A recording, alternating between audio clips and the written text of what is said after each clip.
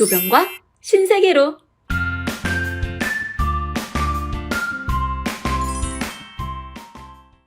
초췌한 안색의 한 여성이 사무실을 찾아오셨다. 안녕하세요, 변호사님. 저를 좀 도와주세요. 저는 이미 이혼을 했고요. 꽤 됐어요. 1년 훌쩍 넘었나? 아이는 남편 쪽에서 키우게 되었고 할머니가 키운다고 데려갔어요. 처음 몇 번은 아이를 저와 만나게 해주었어요. 엄마! 아가! 그런데 어느 날 남편은 이렇게 말했습니다. 당신이 왔다 가면 며칠씩 아이가 울고 보채서 아이에게도 안 좋은 것 같고 우리 어머니도 너무 고생을 하죠.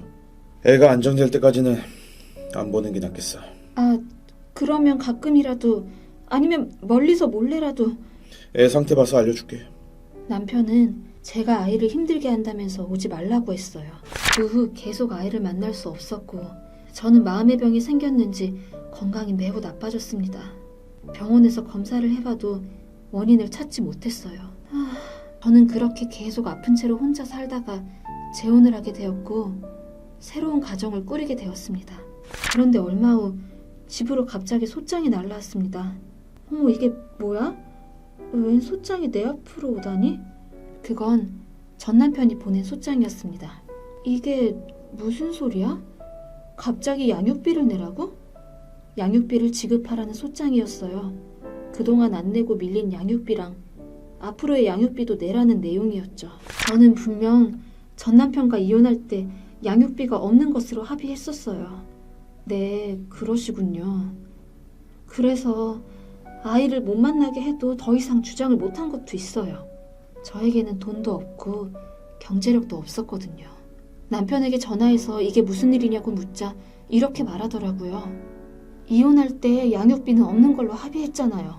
그때는 뭐 돈 없다고 해서 그냥 말로만 넘어갔던 거고 서류상으로 남겨놓은 것도 없던데? 증거가 없잖아. 증거가. 전 남편이 갑자기 요구한 금액은 너무 많았습니다. 안 내고 밀린 양육비랑 앞으로의 양육비 일부, 당장 내야 하는 돈이 1,000만 원? 재산도 경제력도 없는 저에게 1,000만 원은 불가능한 금액이었죠. 이런 큰 돈을 갑자기 어떻게 내라는 거야? 그런데 번뜩 이런 생각이 들었습니다. 하지만 양육비를 내면 아이를 보여주지 않을까? 아이가 너무 보고 싶어. 양육비를 내면 아이를 볼 수 있어. 평생 자력 없이 수동적으로 살아온 저에게 아이를 볼 수 있다는 희망은 용기를 나게 했습니다. 저는 일단 재혼한 남편에게 말을 털어놓았습니다.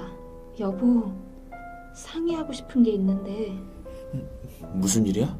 전 남편이 갑자기 아이 양육비를 내라고 소장을 보냈어요. 뭐? 갑자기? 어떻게 된 일이냐면 남편은 자초지종을 듣고 한참 고민하더니 이렇게 대답했습니다. 우리 둘이 살기도 빠듯한 형편이고 당신은 몸이 늘 아프니 돈을 벌 수도 없고 나 혼자 외벌이로 벌어 사는데 그럼 결론적으로 내 돈을 주게 되는 건데 그렇게까진 못 해주겠어. 미안하네. 남편은 돈을 내줄 수 없다고 말했습니다.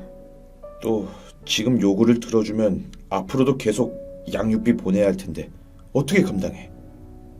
갑자기 이러는 이유가 뭐야? 당신이 재혼하니까 어깃장 놓는 거 아니야? 양육비같이 중요한 문제는 갈라설 때 확실히 정리를 했어야지. 남편이 호의적이지 않을 것이라고 예상은 했지만 막상 실제로 들으니 저는 더욱 마음을 다잡게 되었어요. 알겠어요. 미안해요. 내가 어떻게든 해볼게요. 내가 해결해보자. 내 아이잖아. 내 힘으로 해야 한다. 여기구나. 내가 이곳까지 왔구나. 그렇게 물어 생전 처음으로 변호사 사무실로 찾아온 거예요.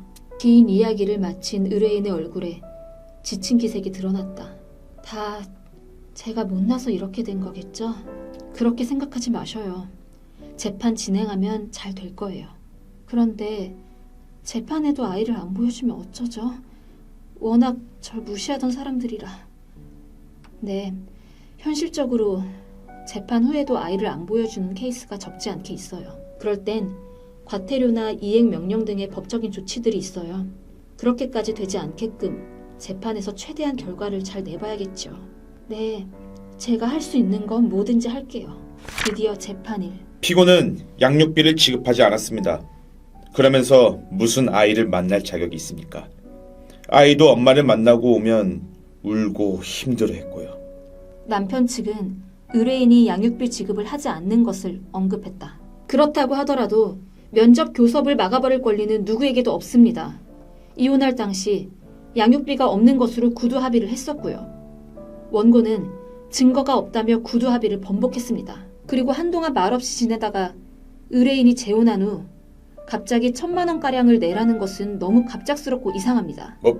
뭐요? 긴 시간 끝에 나온 결론은 이러했다. 피고가 감당 가능한 금액으로 최소한의 양육비를 책정하고 면접 교섭 또한 다시 하도록 합니다. 아이를 만나면서 적은 금액의 양육비를 내게끔 된 것이다. 의뢰인은 아이를 볼 수 있게 되어 너무도 기뻐했다. 내 새끼 이제 만날 수 있겠구나. 감사합니다. 감사합니다.